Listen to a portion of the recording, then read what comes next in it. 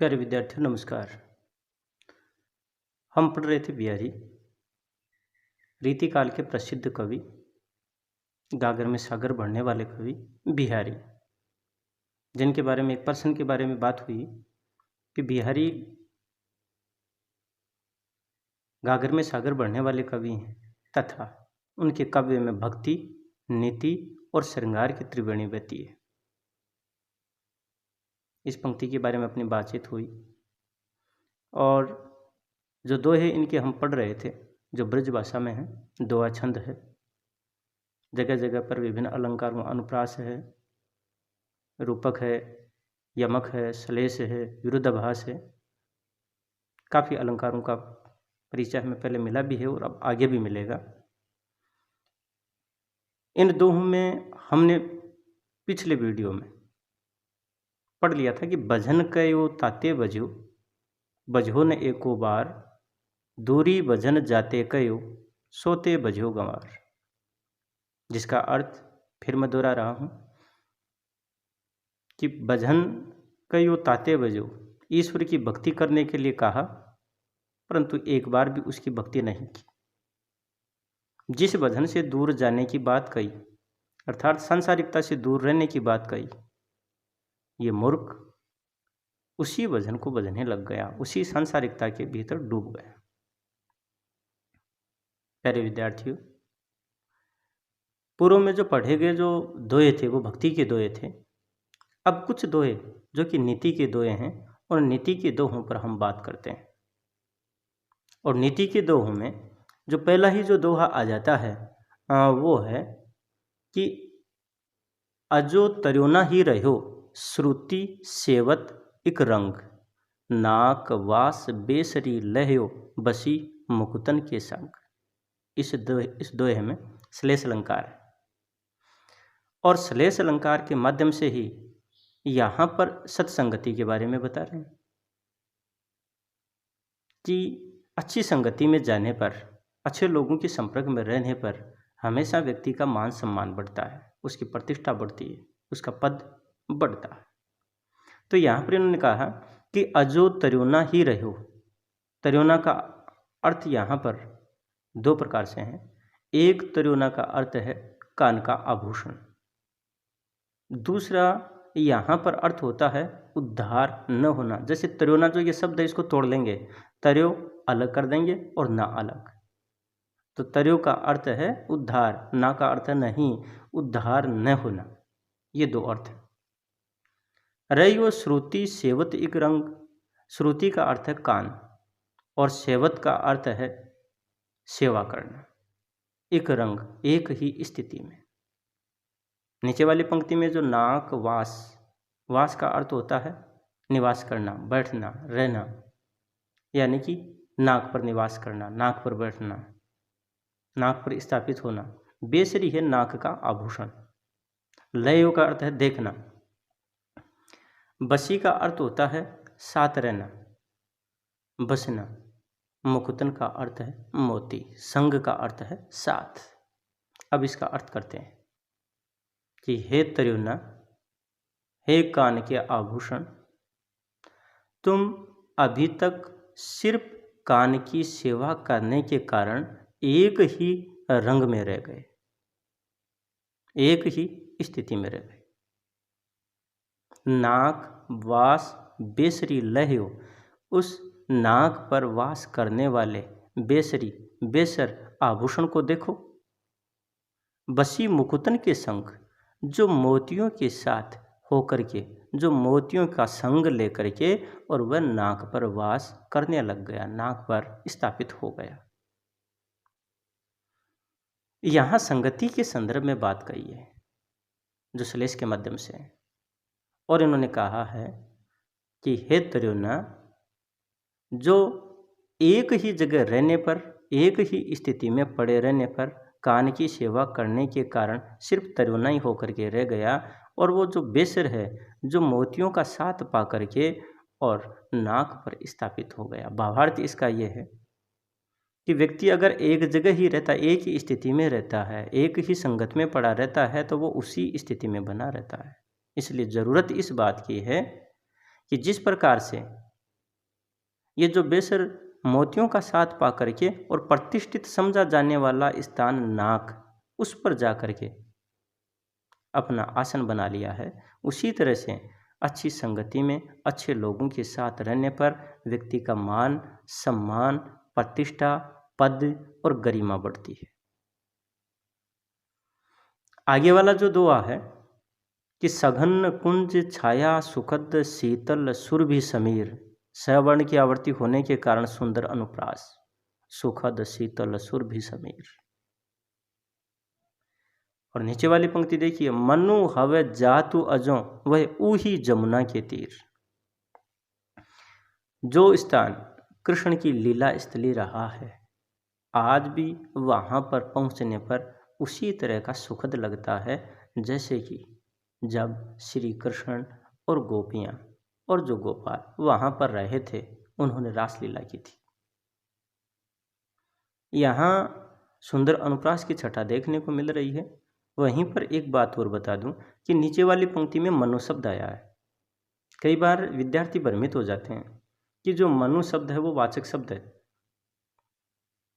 क्योंकि यहाँ उसको उत्प्रेक्षा मान लेता है। उत्प्रेक्षा अलंकार में जनु, मनु, जानो, मानो, जनहु, मनहु आदि वाचक शब्द होते हैं और उन वाचक शब्दों के आने के कारण उत्प्रेक्षा अलंकार हो जाता है। पर प्यारे विद्यार्थियों, मैं आपको ये बात समझा दूं कि यहाँ पर जो मनु शब्द है वो मनु शब्द वाचक के अर्थ में नहीं है। यहाँ मनु का अर्थ मन है।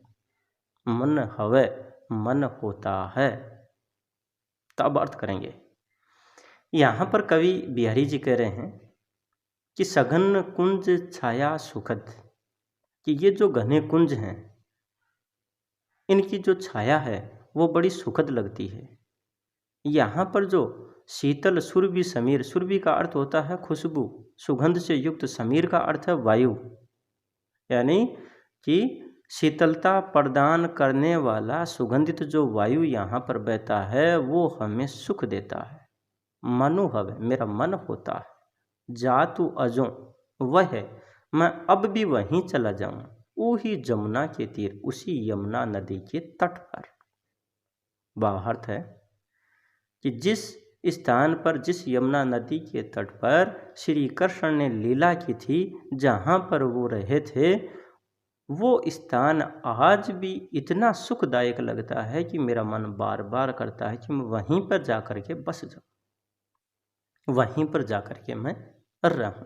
मेरे मन को बड़ा चैन मिलता है। अर्थात परमात्मा के सानिध्य में रहने का वो मुझे सुकून मिलता है।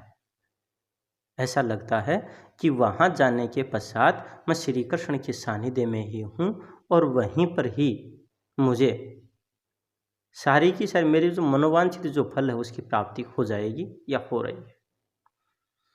आगे वाला जो दुआ है इसमें कवि ने कहा है कि सोहत ओढ़े पीत पटु श्याम सलोने गात, मनो नील मणि सेल पर आतप पर्यो प्रभात। यहाँ पर ये जो दुआ है वैसे कृष्ण जी के संबंध में है, बात नीति की भी चल रही थी, परंतु हो सकता है कि क्रम में कहीं ना कहीं ये चीज़ें आ जाती हैं कई बार कि यहाँ श्री कृष्ण के संदर्भ में बात कही है और सुंदर उत्प्रेक्षा अलंकार। अब देखिए कि सोहत ओढ़े पीत पटु श्याम सलोने गात।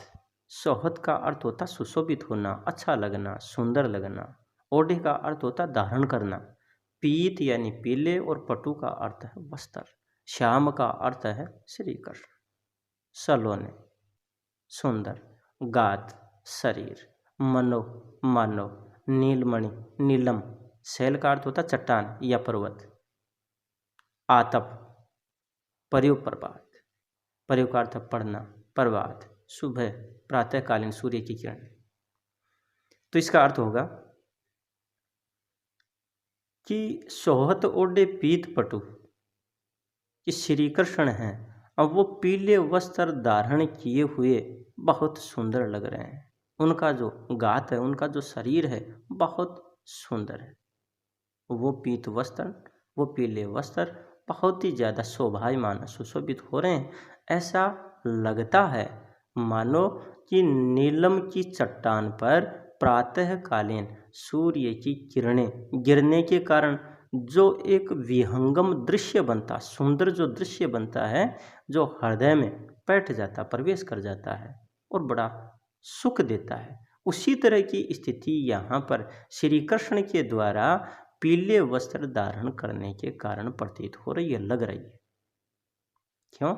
क्योंकि श्री कृष्ण का जो शरीर है वो श्याम है और उन्होंने पीले वस्त्र धारण कर रखे हैं। तो यहाँ पर कवि ने उत्प्रेक्षा के माध्यम से बड़ी काल्पनिकता का परिचय दिया है कि जिस प्रकार से नीलम की चट्टान पर या नीलमणि के पहाड़ पर प्रातःकालीन सूर्य की किरणें गिरने के कारण जो एक अलग दृश्य बन जाता है, उसी तरह से वो श्री कृष्ण हमें दिखाई देते हैं और बड़े सुंदर लगते हैं, हमारे मन को बहुत सुख मिलता है।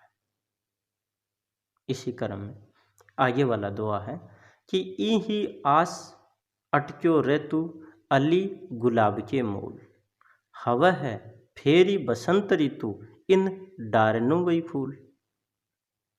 यही आस अटक्यो रेतु अली गुलाब के मूल। यहाँ दो प्रकार की बातें हैं।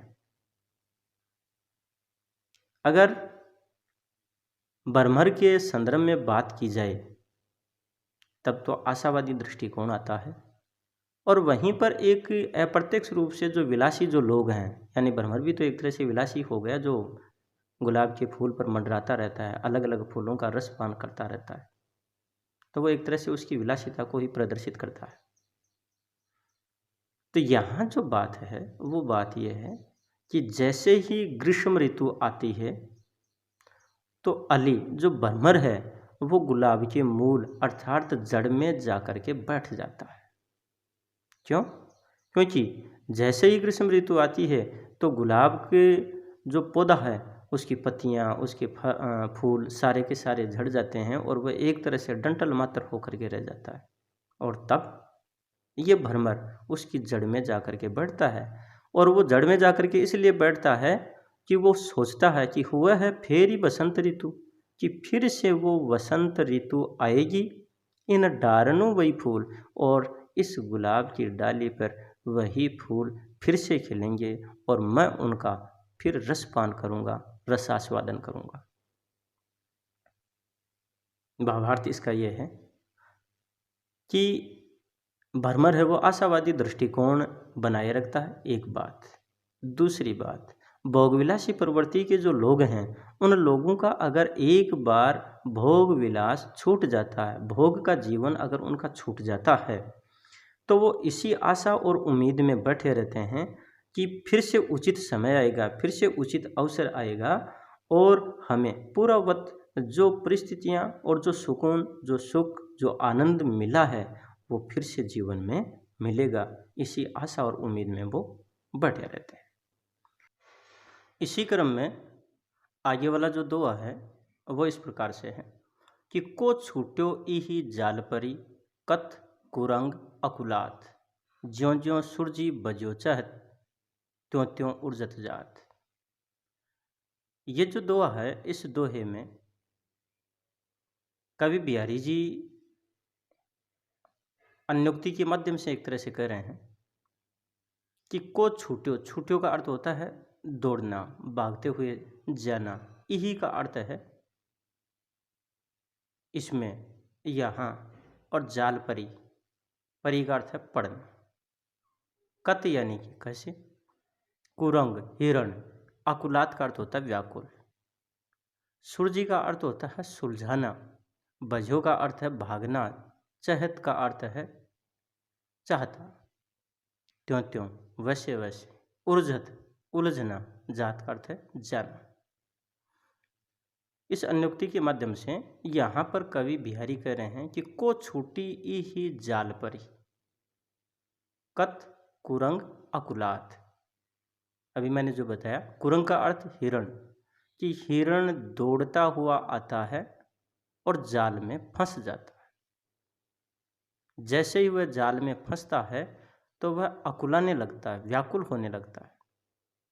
ज्यों ज्यों सुरजी बजोचत, जैसे जैसे उसे वह सुलझा करके और भागना चाहता है, त्यों त्यों उलझत जात, वैसे वैसे और ज़्यादा वो उलझता चला जाता।